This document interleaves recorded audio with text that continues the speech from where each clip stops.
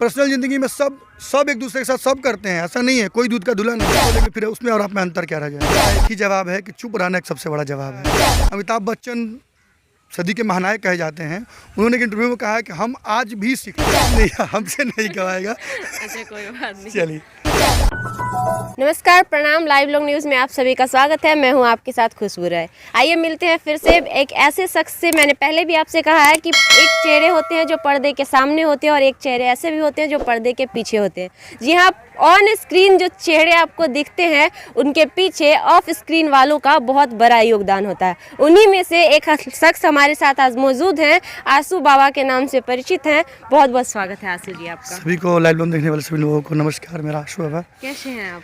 बढ़िया है, आप बताइए। मैं भी अच्छी हूँ। तो आंसू बाबा जो हैं ये आप जानते भी होंगे और जो नहीं भी जानते होंगे कल्लू जी से परिचित होंगे। उनके बड़े भाई हैं ना सर? आप बड़े भाई हैं और हमेशा उनके साथ उनका परछाई बन के खड़े रहते हैं। क्या कारण है? जी, एक छोटा भाई है मेरा। पहले, आज से पहले 2-3 साल पहले मेरे पिताजी के साथ रहते थे। कल्लू जी आपको पता होगा, बचपन से गाना गा रहे हैं जब वो 7-8 साल के तब से। तो कोई छोटा बच्चा इन सब चीज़ों को हैंडल नहीं कर पाता, तो मेरे पिताजी के साथ रहते थे। पिताजी की थोड़ी तबीयत मेरी थोड़ा सा ख़राब लगने लगी, तो वो रेस्ट कर रहे हैं। उनको मैंने बोला कि आप रेस्ट करिए। तो वो सारी जिम्मेदारी जो पिताजी ने इनके लिए किया है वो कोशिश कर रहा हूँ कि मैं कर पाऊँ, तो इनके साथ मैं इनका पूरा मैनेजमेंट देखता हूँ। मैनेजमेंट आप ही देखते हैं जी। लेकिन हमेशा अक्सर हमारे समाज में देखा जाता है कि एक भाई दूसरे भाई से जलते हैं, एक भाई दूसरे भाई को आगे बढ़ने नहीं देना चाहते हैं। वहीं आप भी एक भाई हैं, तो आप ऐसा क्यों सोचते हैं? देखिए, हमारा संस्कार में ये नहीं है, हमारे माँ बाप ने ये नहीं सिखाया है। भाई हम लोग एक खून है, और हम अपने भाई का अगर हेल्प ना कर सकें तो भाई किस काम के हैं। एग्जाम्पल लोग देते हैं, बहुत लोग देते हैं कि राम लक्ष्मण भरत शत्रुघ्न। राम जी लक्ष्मण के लिए जो कि लक्ष्मण जी ने जो राम जी के लिए किया वो तो एग्जाम्पल है। तो हम वैसा ही कुछ करना चाहते हैं भाई के लिए अपने, कि जितना हम कर सकें, जितने हम सार्थक को कर सकते हैं उतना हम कर रहे हैं। चलिए, बहुत अच्छी बात कही और हमारे समाज के लिए बहुत ही इंस्पायरेबल बात है कि एक बड़ा भाई अपने छोटे भाई की सपोर्ट में अगर खड़ा रहे तो शायद छोटा भाई बहुत कुछ कर सकता है। क्या लगता है कि अगर आप सपोर्ट कर रहे हैं तो उसका पॉजिटिव रिजल्ट आ रहा है? पॉजिटिव ही रिजल्ट आ रहा है। देखिए, हम एक चीज़ कहना चाहते हैं कि हमारे माँ बाप ने हमको ये चीज़ सिखाया है कि बेटा कभी भी 5 उंगलियाँ अलग अलग हैं। सब लोग बोलते हैं कि ये फलाना है, ढिमकाना है, कभी भी उसको आप बंद करिएगा ना तो एक मुट्ठी बनेगा।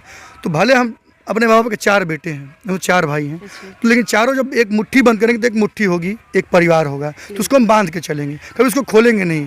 तो हमारी सोच ये है कि हमेशा सबको साथ लेके चलेंगे, उस मानसिकता से हम लेके चलते हैं। अच्छा, आप बड़े भाई होने के नाते आप अपना फर्ज तो निभा रहे हैं। कल्लू जी की तरफ से आपको कैसा सपोर्ट मिला? बहुत जो सम्मान, जो आदर वो मुझे देता है या मुझे मिलता है, मैं क्या बोलूँ, उसको शब्दों से मैं बयान नहीं कर सकता हूँ। अच्छा, बचपन में भाई भाई में बहुत लड़ाई होती है, आपकी भी होती थी? अभी भी होती है। बचपन में होती थी, अभी भी होती है, रोज़ होती है। लेकिन हाँ, कुछ लड़ाइयाँ सही काम के लिए भी होती हैं। जैसे कुछ चीज़ें, मान ली कोई बात है ऐसी जो हमें करना है या उनको करवाना है और वो नहीं कर पा रहे हैं किसी भी रीज़न से, तो उसके लिए हल्का बहस, छोटी लड़ाई, और छोटी मोटी लड़ाई जहाँ प्यार होता है वही लड़ाई होता है।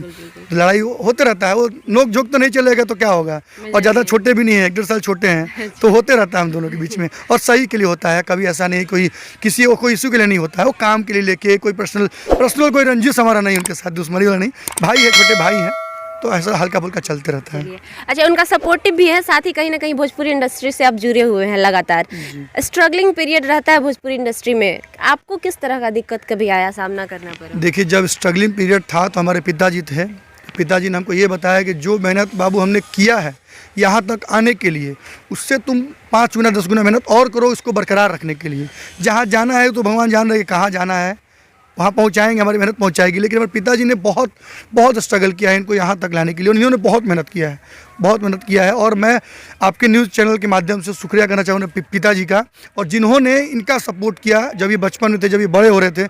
जो कंपनियाँ थी, जितनी भी कंपनियाँ, सभी को दिल से धन्यवाद। मेरे पिताजी को, मेरे चाचा जी को, मेरी माँ को, जितने भी मेरे सपोर्टिव लोग थे, सभी को तहे दिल से इस न्यूज़ चैनल के माध्यम से हम धन्यवाद देना चाहते हैं कि हमारे भाई जी को उन्होंने इतना सपोर्ट किया, उस स्ट्रगलिंग पीरियड में इतना समय दिया, इतना सपोर्ट किया कि आज वो यहाँ हैं। जी, अच्छा आंसू बाबा, आपसे मैं ये भी पूछना चाहूँगी कि भोजपुरी इंडस्ट्री में हालांकि कल्लू जो तो विवादों में नहीं रहते हैं, लेकिन फिर भी कहीं ना कहीं उनको घसीट के विवाद में लाने की कोशिश की जाती है। इस पे आपकी क्या राय है? देखिए, विवाद करना नहीं करना वो तो बात की बात है। हम लोग विवाद में रहते नहीं और ना ही रहना चाहते हैं।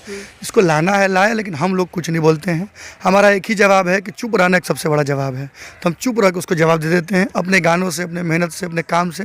उसे जवाब जिसको देना उसको मिल जाता है। बात बोल के कोई जवाब, फिर वही बात है, वो बोल रहा है अभी बोलेंगे, फिर उसमें और आप में अंतर क्या रह जाएगा। बिल्कुल जी। हाल ही में कल्लू जी कुछ परेशान दिखे थे, लाइव वगैरह भी आए थे, और एक बार तो एक पोस्ट देखा था उनमें, उन्होंने टारगेट किया था कि सीखा तानी। इसके बारे में क्या? सीख ही रहे हैं ना, बचपन से सीख ही रहे हैं, सब सीख रहा है। अमिताभ बच्चन सदी के महानायक कहे जाते हैं। उन्होंने एक इंटरव्यू में कहा है कि हम आज भी सीखते हैं। तो सेम वही कल्लू जी ने बोला कि अभी भी हम सीख रहे हैं, कि अभी उम्र ही क्या है, अभी तो सीख ही रहे हैं। ग्रोइंग पीरियड है सबका, सब हमारा भी ग्राफ अभी ऊपर जा रहा है भगवान के आशीर्वाद से। तो हम सीख रहे हैं तभी तो ऊपर जा रहा है।